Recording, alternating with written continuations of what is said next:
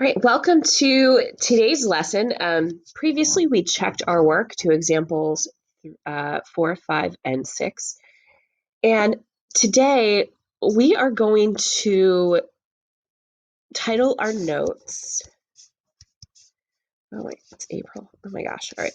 So we're going to title our notes Crisscross Ionics.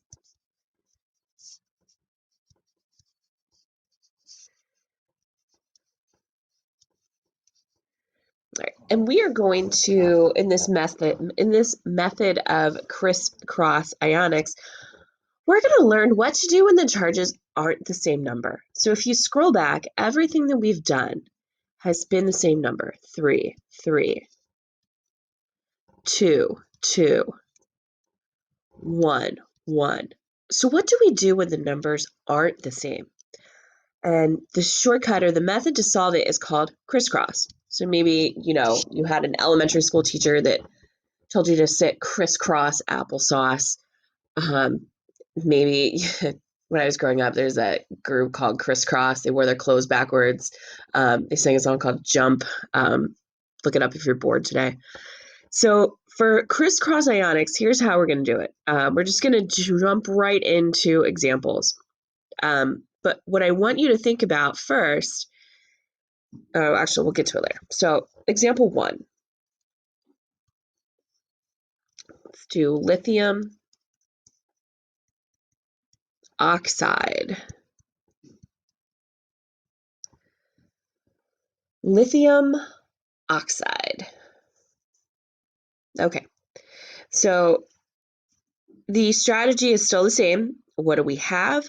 What does it need? So take a moment and find lithium, find oxygen, write down their symbols. So all of you can at least write this down. We got Li and we have O. All of you can do that. Lithium is what does it have? How many valence electrons does lithium have? It has 1. Oxygen is what does it need? So when you find oxygen, it's in group 16. So it has 6. It needs 2. And here we go. Plus 1 minus 2, that doesn't equal 0. And we know that ionic compounds need to be electrically neutral, and this one is not. So here is our strategy. We're going to leave 1s alone. We're not going to mess with 1s. So this is a charge of 1, so I'm just going to leave it here. But this is a 2. So we're going to crisscross it. We're going to cross it down here. There we go. Now when you write it, we have Li. We cross the 2 down here. And technically, we're crossing a 1, but it's redundant, right? So the subscript right here, since there's nothing, is technically a 1. You don't have to write it. If your eyes need to see it, if you need to do it, you can cross the 1. And that's how we write formulas when their charges don't cancel. Criss, cross. Notice I did not cross a positive or negative sign. And I always want you to go back and I want you to think about the formula. The easiest formula that all of you know is the formula for water. Water's formula is H2O. It's not H2 minus O. We don't say, oh, here's some H2 minus O. It's just H2O. So notice that the negative sign doesn't come down. So in this case, well, where did this come from? It came from up there. All right. Let's do another example. I will give you guys a little bit of time to try this one on your own. Let's do magnesium.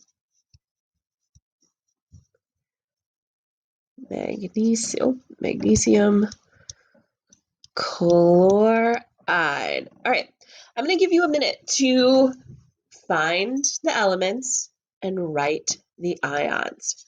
Remember, this over here is a have, and this one is a need. All right, so take a minute to write the symbols and their ions.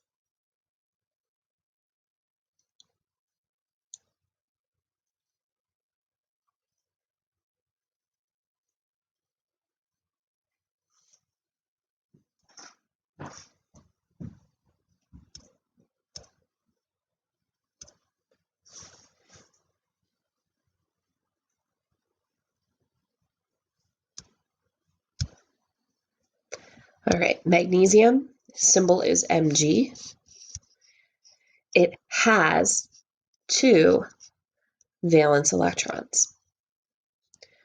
Chloride is really chlorine. And when you find chlorine on the periodic table, it's in group 17. It has 7, so it needs 1. And these ionic compounds are all about achieving that magic number of 8 valence electrons. So when magnesium loses 2, it becomes like neon. When chlorine gains 1, it becomes like argon. So they're all trying to get the configuration of a noble gas. All right, so looking at our symbols, they're not the same. I've got a +2 and a -1. So that charge equals 1. That's not 0, so it's not electrically neutral. The strategy is called crisscross. Try the crisscross on your own. Even when I'm writing answer keys, I physically, some of you will be able to do this without needing to actually do the drawing, but for some of my kind of tactile kinesthetic learners who need to, do the process, circle it, cross it. I'm not going to, if you want to circle the 1, go ahead, but we leave 1s alone because technically, I'm not going to put a 1 there. If you want to see it, do it.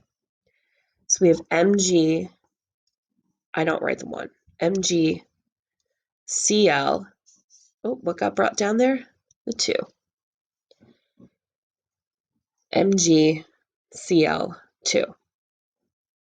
How does this make it electrically neutral? Well, I have 1 magnesium, and its charge is 2+, so that gives me 2. And I have 2 chlorines with a charge of 1-, gives me a -2. So +2, -2, now it is electrically neutral. So that's why we have to crisscross. All right, I will give you one more difficult, I'll give you a difficult one, see if you can do it. Here we go. Aluminum,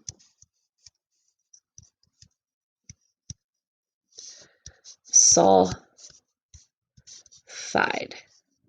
Okay, aluminum, sulfide.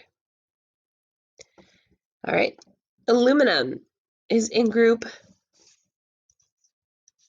13, so it has 3 valence electrons. Sulfide, find it. What does it need? It needs 2. All right, so in this case, I don't have any 1s up here, so I'm going to have to do a double crisscross. Oh my gosh. So here we go. Circle, cross. Circle, cross. So I crisscrossed the exponents. And so we have Al, what got brought down here, 2, S3, aluminum sulfide. All right, I'm going to give you guys 3 to do on your own for practice. And like I said, some of you might physically need to circle the number and draw the crisscross. Remember, there's no plus or minuses in the final answer. All right, so example 4. Let's do barium fluoride. Example 5, let's do sodium nitride.